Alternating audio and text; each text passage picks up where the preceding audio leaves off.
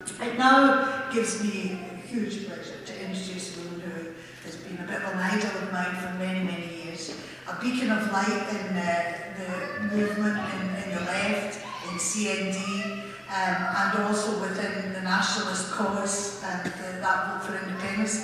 We've worked together in the Independence Convention for many years. She's a fantastic woman. Please welcome Miss Isobel Lindsay.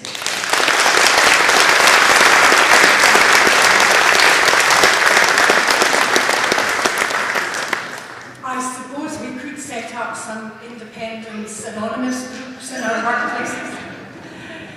Ed Miliband, just at the beginning of the week, went on a tour. Didn't get a great deal of publicity.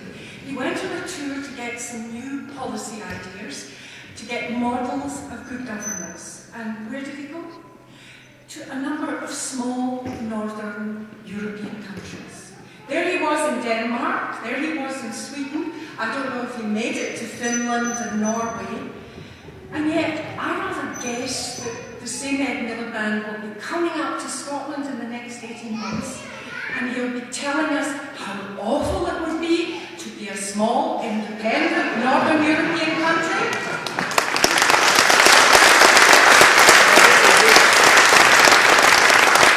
Which is already a model of better governance than Westminster and down south. And this is what's so strange about so many in the Labour Party, is that they're not even proud of the things they have achieved. For example, if you look at Scotland introducing early on, it's very imperfect, but it's so much better, the elderly care provision. That was Henry McLeish standing up to Gordon Brown that pushed that through. And those governments, 3 Labour governments, now a Tory government, the Tory government before that, failing to tackle that issue at Westminster. And they've got some appalling scheme they're now going to introduce as progress. So we've already shown in so many respects that we're a better model. Now, I've never been keen on being Great Britain. I want to be good Scotland.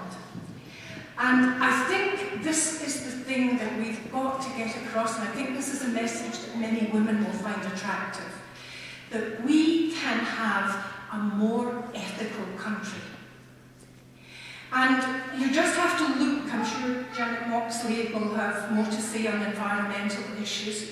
We've already taken some significant steps in terms of a better environmental policy, a long way to go, but the potential is there with the full powers of independence. And we're so well placed. We've got the space, we've got the resources, we can have an ethical environmental policy.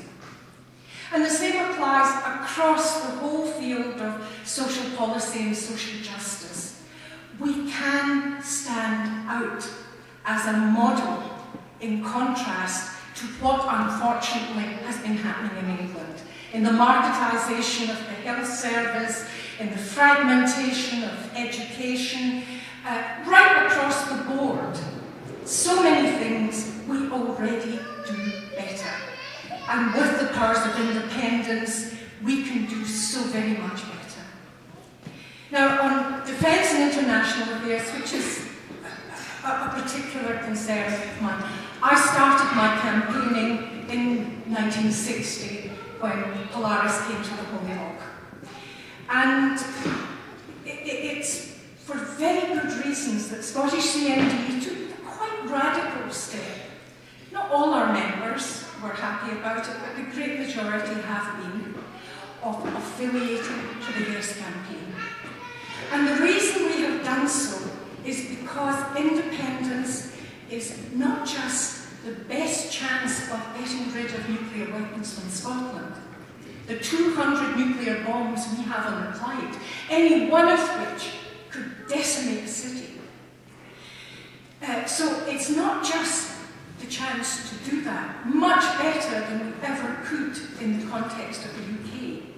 But it's the fact if we do that, that in effect will disarm the UK in terms of its nuclear capacity. So that will be a big, big international thing. There is nowhere else for those nuclear weapons to go currently in England.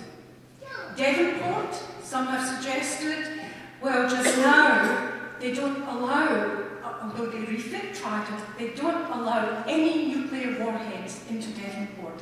It's in the middle of a city.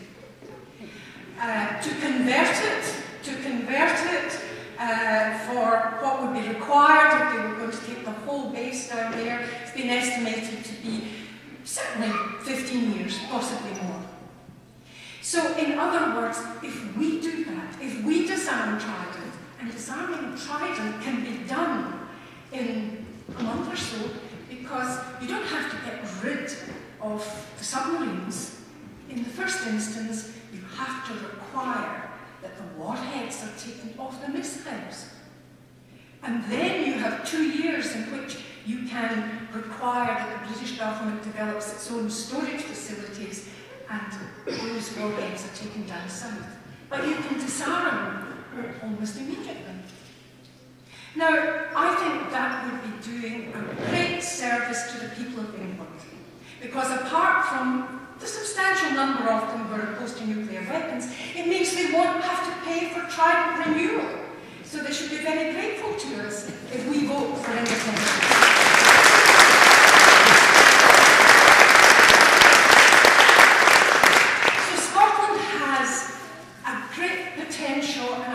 Exaggerating this, a great potential role to play internationally. The great majority of countries in the world, in the United Nations, have already said they want a nuclear weapons convention with a timetable for eliminating nuclear weapons in the world.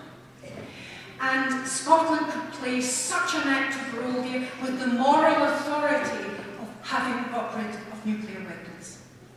And let me just remind you of New Zealand's position. It was mid-80s that New Zealand decided it refused to have any nuclear weapons in its waters or its territory. And because the United States, which used New Zealand's ports, said it wouldn't say whether it had nuclear weapons or not, they were banned by New Zealand. New Zealand was excluded after that, expelled from the ANZUS Treaty by Australia and the US.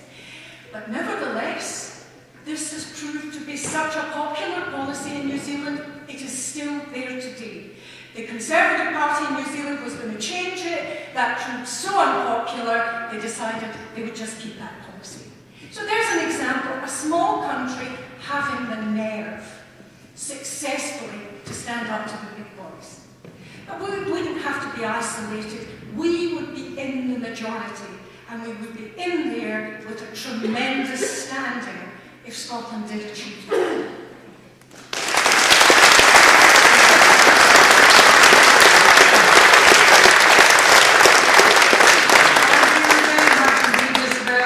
I should say she's the director of Scottish SCND. I should have given you a full title there before you come up as well. And very cogent points there about Trident, and there's been a lot of discussion over that. And Isobel, it just occurred to me when you said, Isobel, you know, I think if there was a vote today, say there were no nuclear weapons in Scotland now, right?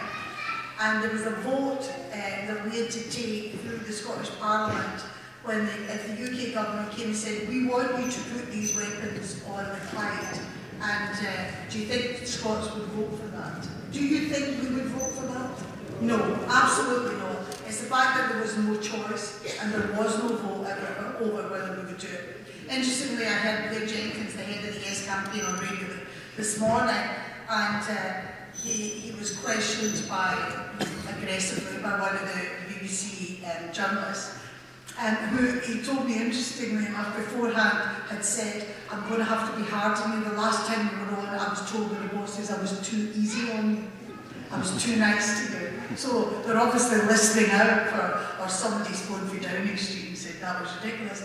But the interesting thing is that, so you in the Yes campaign, you believe that Trident should be off the Clyde, and you said yes, that's the only way, the only chance, if you vote yes, that it's going to be And he said that there's no guarantee of that. And a very good answer from there said, yeah, but there's every guarantee if you vote no, they will be on the Clyde. And that is the answer. The answer we should be giving out to people is, you want China on the Clyde, vote no.